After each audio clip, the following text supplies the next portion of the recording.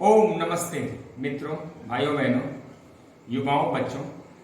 आज ब्रह्मचर्य विज्ञान, इसके ऊपर बहुत ही कम समय में आपको कुछ विशेष समझ देने की कोशिश कर रहा हूँ। मैं डॉक्टर अजीत आनंद, आरोग्य कोच, नेचुरोपैथी एंड योग सेंटर, बहादुरगढ़ से। इस वीडियो को लास्ट तक देखिएगा और ये अच्छा लगे तो आगे शेयर करना है ताकि और लोगों को भी इसका फायदा मिले। दरअसल ब्रह्मचर्य क्या है, इसको जानना बहुत जरूरी है। ब्रह्मचर्य का अपभ्रंश रूप समाज में प्रचलित है, जिसकी वजह से बहुत सारे कन्फ्यूजन्स हैं, उपद्रव हैं और इसकी वजह से बहुत सारा अपराध बोध भी है। दरअसल ब्रह्मचर्य क्या है? ब्रह्म मतलब होता है सत्य ज्ञान, यानी आपको सत्य पता लग गया। आचर्य मतलब उसमें विचरण करना। जब आप सत्य के ज्ञान में विचरण करते हैं तो आपके कर्म भी दिव्य हो जाते हैं और वह ईश्वरीय कार्य बन जाता है। इसी को ब्रह्मचर्य कहते हैं। ब्रह्मचर्य, गृहस्थ, वानप्रस्थ और संन्यास, यह 4 आश्रम की व्यवस्थाएं हमारी भारतीय संस्कृति ने संसार को दी थी। इसका मकसद यही था कि शक्ति हासिल करो। दुनिया में सारी पूजा, सारी व्यवस्थाएं, सारा जो दुनिया का जो ज्ञान विज्ञान वो ताकत नहीं है। ताकत हमेशा विजेता होता और ताकत की ही पूजा होती। ताकत की ही श्रेष्ठता है इस संसार में, और जहां शक्ति नहीं है वहां तो वह है भी नहीं।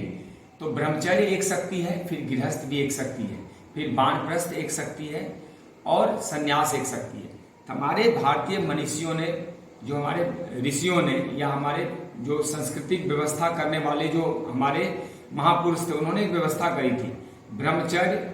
और उसके बाद जब ब्रह्मचर्य पुष्ट हो जाता है तो उसको गृहस्थ में प्रवेश कराया जाता है और वहां पे संतान उत्पत्ति, परिवार का नियोजन, व्यवस्थाओं को करते हुए फिर वह 50 साल के बाद, जब बच्चे 25 साल के हो जाए, तब वो वानप्रस्थ में प्रवेश करते हैं। यानी 50 से 75 की व्यवस्थाएं थी। वानप्रस्थ मतलब अब बंद जैसे रहना है, 20%, 15% घर में रहना है, 75% से लेके 85% तक संसार के काम करने, यानी देश का काम करना, धर्म का काम करना, योग का काम करना, और लास्ट में संन्यास। एक समय आता है जब सिर्फ ईश्वर आराधना और मोक्ष की प्राप्ति। तो मुझे भी रामधारी सिंह दिनकर की वो कविता याद आती है। उस कविता में उन्होंने कहा है कि तुम रजनी के चांद बनोगे या दिन के मार्तंड प्रखर, एक बात है मुझे पूछनी, फूल बनोगे या पत्थर। तेल फुलेल क्रीम कंघी से नकली रूप सजाओगे या असली सौंदर्य रूप से आनंद को चमकाओगे। पुष्ट देह बलवान भुजाएं, रूखा चेहरा लाल मगर, यह लोगे या लोगे पिच के गाल, सवारी मांग सुघर। है सौंदर्य शक्ति का अनुचर, जो है बली वही सुंदर। सुंदरता बेकार वस्तु है, पास ना हो जो शक्ति अगर। सुंदरता बेकार वस्तु है, पास ना हो जो शक्ति अगर। ये दिनकर जी कविता है, शक्ति और सौंदर्य। तो उन्होंने क्या साबित किया है कि दुनिया में सब कुछ बेकार है यदि आपके पास शक्ति नहीं है। तो ये जो ब्रह्मचर्य विज्ञान है ना, इसमें धातु की रक्षा की जाती है। धातु मतलब रस, रक्त, मांस, मेद, अस्थि, मज्जा, शुक्र। यह 7 चरणों में पैदा जो होता है वीर्य, जिसको सीमेन कहते हैं, जिसको आप शक्ति कहते हैं, उस वीर्य की रक्षा करना भी हमारा धर्म है। क्योंकि यदि उसकी रक्षा नहीं कर पाए तो आपका ओज क्षय होने लगता है, नष्ट होने लगता है। उसी को एड्स कहा गया। जो आजकल एड्स सुनते हो, क्या है एड्स? दरअसल वही इम्यून का खराब हो जाना है, या फिर ओज, जो आपका अंदर की शक्ति वो नाश हो जाना है, और ये शक्ति बोन मैरो में पनपती है। तो वीर्य यानी धातु या सीमन एक ऐसा कोशिका है शरीर का जो अपने जैसा मनुष्य निर्माण कर सकता है। इस शरीर में, पूरी हमारी शरीर में एक भी ऐसी कोशिकाएं नहीं है जो शरीर निर्माण कर सकती है। कोई सेल निर्माण कर सकती है, कोई टिश्यूज निर्माण कर सकती है, कोई लिगामेंट्स निर्माण कर सकती है, किसी से कोई और चीजें बनाई जा सकती है। लेकिन पूर्ण मनुष्य बनाने की जो क्षमता है, जो ताकत है, वो सिर्फ वीर्य में है। इसलिए उसको, उसकी रक्षा का व्यवस्था किया गया। वीर्य रक्षा कर लिए तो शुक्र रक्षा कर लिए, वो धातु आपका ओज हो गया।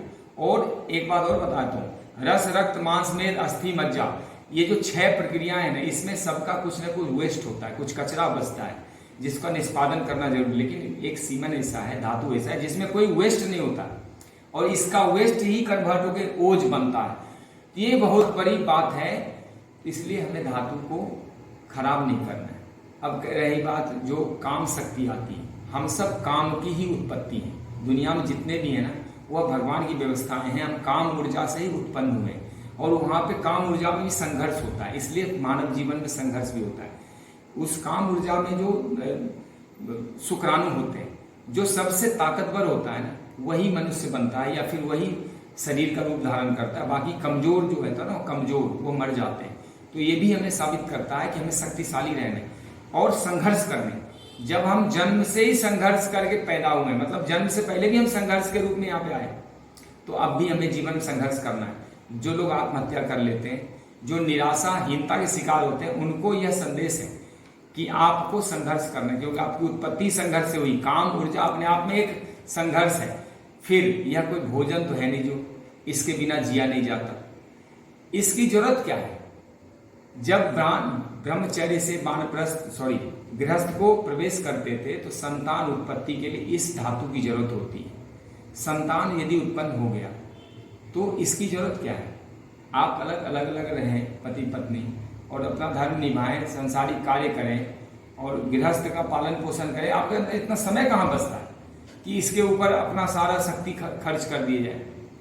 तो इसलिए इसकी व्यवस्था की गई अलग रहो। मैं ये नहीं कहता कि बिल्कुल अलग रहना चाहिए, लेकिन जहां तक संभव हो इसकी जरूरत नहीं है। व्यर्थ में इसको नाश नहीं करना चाहिए, क्योंकि ये सेल है, इसकी बड़ी कीमत है। तो इसी के लिए क्या किया गया था कि हमारा जो दर्शन है, पूरा जो भारतीय दर्शन है, इसी में योग भी एक बहुत बड़ा विज्ञान है। योग विज्ञान में भी ब्रह्मचर्य को कहा गया है कि ब्रह्मचर्य की रक्षा करनी चाहिए। इससे आपका शरीर तो पुष्ट होता है, मन में बड़ी शांति होती है, संघर्ष करने की क्षमता जगती है, जो कैपेसिटी अंदर जो शक्ति जग गई। हम जो भी भोजन करते हैं, पढ़ाई करते हैं, धन कमाते हैं या व्यायाम करते हैं या समाज में अपना नेतागिरी करते, कुछ भी करते हैं, वह सब शक्ति तो हासिल कर रहे हैं। हम क्षण क्षण शक्ति हासिल करते हैं। ये जो दुनिया में जितनी संघर्ष है वह ताकत हासिल करने का ही, चाहे पद का ताकत हो, प्रतिष्ठा का हो, पैसा का हो, या फिर जमीन का हो, या फिर स्त्री का हो, या कोई भी बस, ये सब शक्ति हासिल, यानी पद प्रतिष्ठा भी शक्ति है। तो इसी शक्ति को हासिल करने के लिए जब इतने संघर्ष हैं तो शरीर का ओझ ही नहीं रहेगा तो फिर आप जिएंगे कैसे? इसलिए आजकल अकाल मृत्यु होती है, तमाम तरह के रोग लग जाते हैं, तमाम, मतलब वो आदमी बचपन से बुढ़ापे की ओर जाता है, वह जवान तो होता नहीं।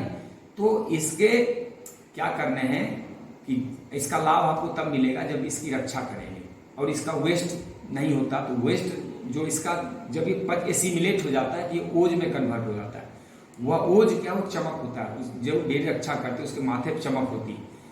और इसके लिए जो व्यवस्थाएं, मैं लास्ट 2 बातें कहूँगा, एक इसकी रक्षा कैसे करनी, सुरक्षा कैसे करनी, और एक बात और कहूँगा कि इस धातु की पुष्टि कैसे की जाए। तो धातु की पुष्टि के लिए सबसे बढ़िया है कि आप साहित्य में घुसें। जब रात को सोने लगते हैं या दिन भर आप पढ़ाई करते हैं तो आप थोड़ा थोड़ा साहित्य का अध्ययन करें। अच्छे अच्छे साहित्य पढ़ेंगे, थोड़ा गीता, रामायण, उपनिषद, वेद की तरफ जाएंगे तो आपका मन जो है भटकेगा नहीं।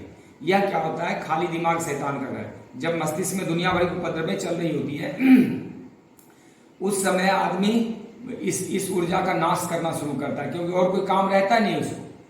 तो ब्रह्मचर्य में उसको ब्रह्मचर्य का मजा दिला दिया जाता है। जब वो सत्य ज्ञान में विचरण करता है, उसके पास इतनी शक्ति होती है, जब वो गृहस्थ में जाके उसका धातु नाश होता है तब वो दोनों में कंपैरिजन कर पाता है कि पहले अच्छा था या अब अच्छा है। अभी तो 15-14 साल के लोग, बच्चे ही धातु नाश करते, तो उनको पता नहीं है, ब्रह्मचर्य का मजा ही नहीं है उसको पता है।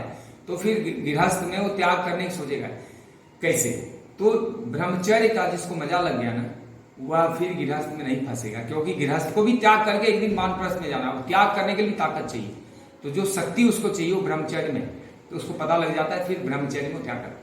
तो इसके लिए मैं अंतिम समाधान आपको देने जा रहा हूं कि फल सलाद का खूब सेवन करें, गर्म भोजन, दूध, घी, अंडा, मांस, मदिरा और कामुक विचार, कामुक साहित्य, श्रवण से, सुनने में, टीवी देखने में, इस सबसे, इंटरनेट वगैरह, इन चीजों से दूर रहना चाहिए।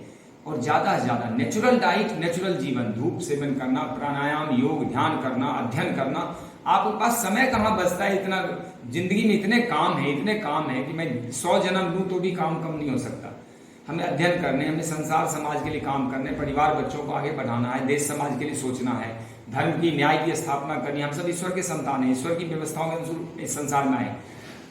तो इस उद्देश्य की प्राप्ति के लिए ब्रह्मचर्य विज्ञान बहुत जरूरी है। मैंने 5-7 जो पॉइंट उठाए, तो विचार कीजिएगा। इस धातु की रक्षा करनी बहुत जरूरी है, क्योंकि यह अंतिम चरण में बनता है। रस से रक्त बनता, फिर मांस, फिर मेद, अंतिम चरण में जो बन रहा है नहीं, कहते 40 किलो भोजन जब आप करते हैं तो 20 ग्राम ये धातु तैयार होता है। 40 किलो भोजन को आप एक बार में बर्बाद कर देते हैं, 2 बार में, तो सोचिए कितना नाश होता है। फिर ये कोई भोजन था नहीं, इसके अंदर काम चलता है। मेन बात है कि अपने दिमाग के जो ऊर्जा है ना, उसको सत्य ज्ञान में लगा दो, उस डायरेक्शन में कन्वर्ट कर दो जहां पे इसकी जरूरत नहीं पड़ती। आपका कल्याण इसी में है। और मैं कहता हूं आप मेरी बात मत मानो, आप 1 महीना करके देखो, 1 महीना ये प्रयोग करके देखो, आप इसकी शक्ति को समझ पाओगे तब, जब आपके जीवन में घटित होगा। मैं तो अनुभव के आधार पर आपको समझा रहा हूं। तो धन्यवाद। ओम आपका कल्याण हो। जय हिंद।